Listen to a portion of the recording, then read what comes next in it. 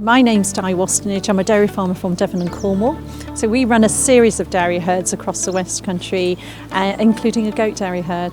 I think since the referendum we've really just been trying to build this sustainable, resilient dairying business. And we've been looking at infrastructure, our labour requirements. We're a big labour business and it's really important to us. Our green credentials, looking at carbon footprinting, for example, trying to reduce those costs, control those costs, maximise our milk price.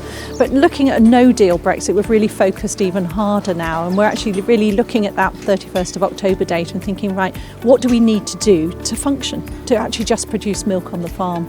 So it's important for us to really look at those inputs, analyse which ones we have to have and which ones are more of a sort of want really, and what do we need to survive. And when we're looking at those inputs, I'm looking at the price of them, can I book them forward? I'm looking at my larger inputs for feed and fat, for example, and I'm taking those through to summer 2020.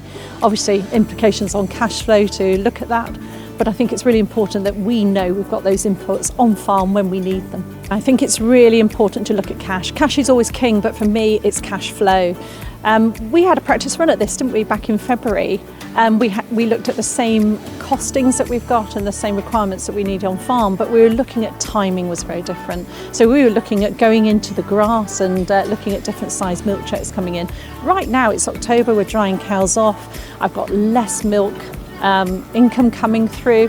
My BPS is highly unlikely to arrive at the right time, and I'm probably looking at that post-April.